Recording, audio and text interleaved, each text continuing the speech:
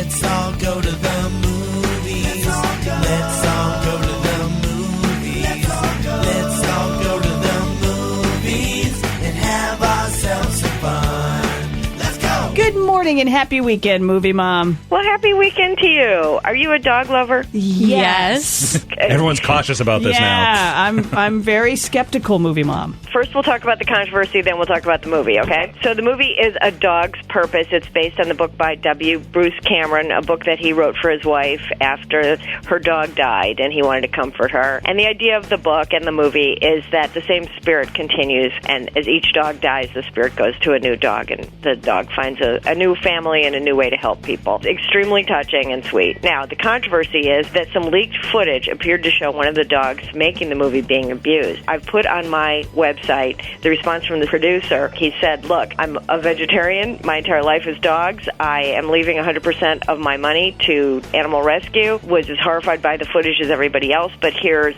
some behind-the-scenes stuff. It was edited to look much, much worse. The dog is doing fine. The dog was not forced to do the stunt, and in the dangerous part of the stunt, it's all CGI. So I felt he made a very good case. The most disturbing thing that he said in his piece was that the group that does all of the monitoring on film sets, he thinks is just terrible. He's calling for them to be replaced. They are on every movie site to make sure that every animal is well taken care of. I do not think you need to boycott this film. I think that if you are a dog lover or an animal lover of any kind, I think you'll find it very touching. What is the meaning of life? Are we here for a reason? Is there a point to any of this? And why does food taste so much better in the trash?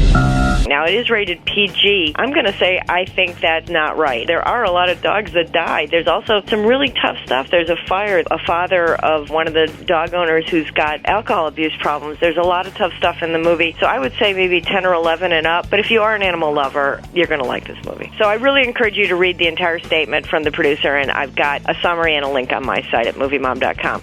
Okay, the other movie opening up this week is called Gold. It's based on a true story. Do not Google the true story unless you want a lot of spoilers, okay, which I'm going to avoid. Matthew McConaughey plays a guy who discovered, with the help of a geologist, the biggest gold mine discovery of the decade. He went from rags to riches to rags to riches to rags to riches. I'm not going to tell you how it ends up. I thought that it was just okay. I didn't love it. Matthew McConaughey is clearly having way too much fun, packing on 30 extra pounds, parading around naked to show it off, shaving his head to be bald, and even putting on snaggletooth. He's not pretty in this. He's not even a little bit pretty.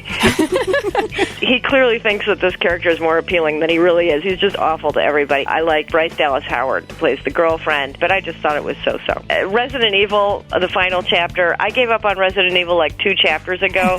You're on your own on that one. They had these like inside-out Dobermans chasing her at one point, and I was like, I'm done.